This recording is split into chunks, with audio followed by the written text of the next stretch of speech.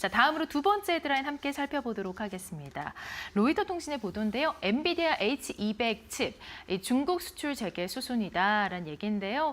미국과 중국의 승인이 이제 변수가 아직까지는 좀 있습니다. 좀 자세하게 살펴보시면요. 지금 H200이 내년 2월에 목표가 나왔습니다. 로이터 통신에 따르면 이제 초기 물량은 5천에서 10,000 정도 해당이 되고 미국에서는 이제 25% 수수료 조건으로 판매를 허용하겠다라는 방침을 내놓고 있어서 중국의 이 승인이라던가 또 미국의 또 일부 의회의 반발이 계속되고 있습니다.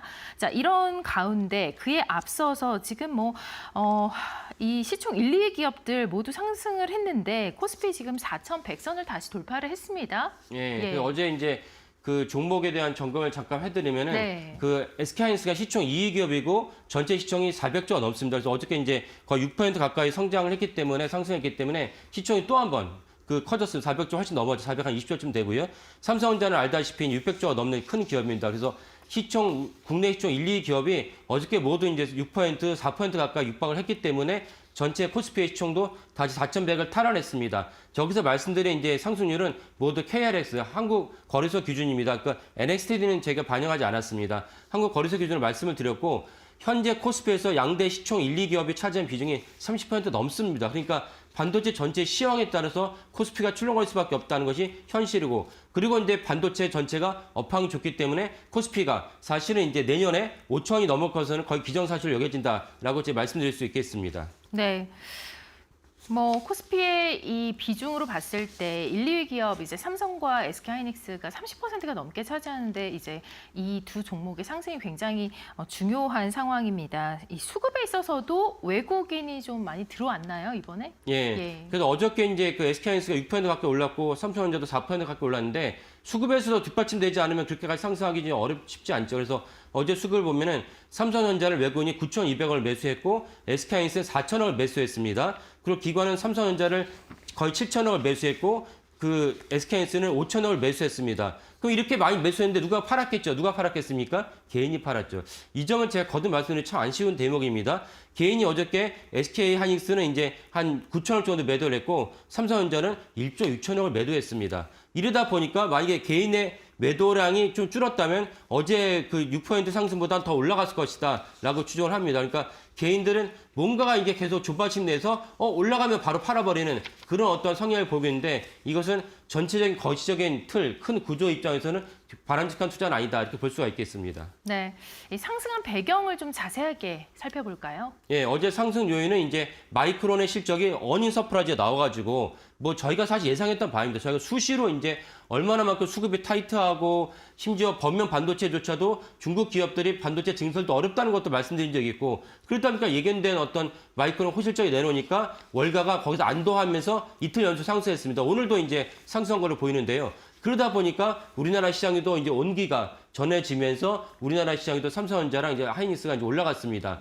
그 두 번째 이유가 좀 전에 말씀드린 엔비디아 H100을 갖다가 중국에 납품할 수 있겠다는 것이 이제 보도가 나왔고 그러면서 이제 시장이 또 점진적으로 이제 시장 정서가 좋아지면서 어저께 SK하이닉스랑 삼성전자가 많이 상승했습니다. 그 H100에 대해서는 사실 삼성전자 납품한 게 없기 때문에 이 삼성전자가 보다 SK하이닉스가 어제 상승폭이 더 크지 않았나라고 이제 추정이 됩니다.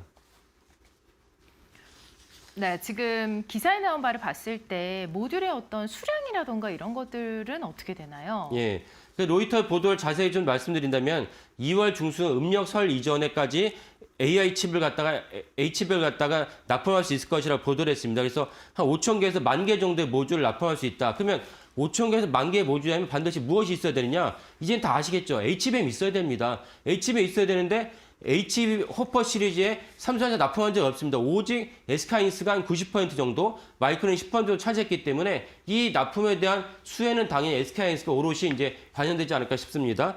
그래서 이제 5,000개에서 5,000개에서 10,000개 정도 칩 모듈을 납품하면은 H200 기준으로 하면은 40,000개에서 80,000개 정도의 H200을 납품할 수 있다라고 로이터가 보도를 했습니다.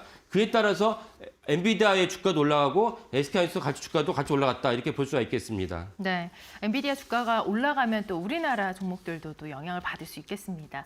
자, 그런데 이제 문제가 이제 미국과 중국의 승인 변수인데 지금 뭐 미국 정부가 승인을 하는데 의회가 싫어하고 있죠. 예. 예. 그러니까 중국을 견제하려는 어떤 움직임은 단순하게 행정부만의 문제가 아니고 의회도 너무 싫어합니다. 그러니까 미국 전체가 중국을 너무나도 싫어한다 이렇게 보시면 되겠습니다.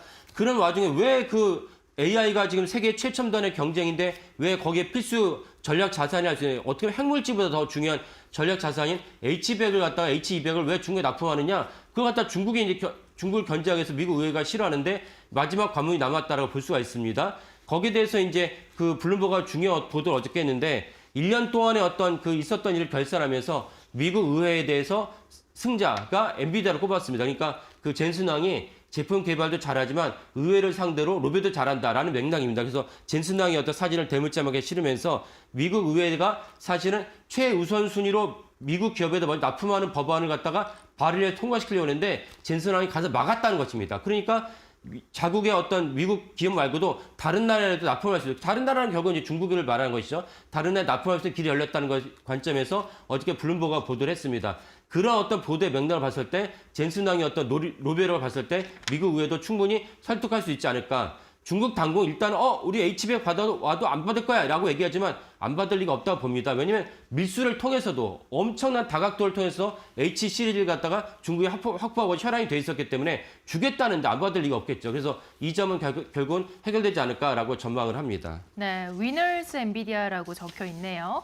자, 그런가 하면 중국 당국이 말씀하신 대로 H200의 판매, 이 부분을 좀 반대할 가능성도 적지 않아 보이는데요. 예, 형식적으로 반대하겠다 얘기했죠. 근데 결국은 시진핑 주석이 H100, AI 시리즈에서 너무나 중요성을 알고 있기 때문에 결국 승인할 것이다라고 이제 전망을 합니다. 네.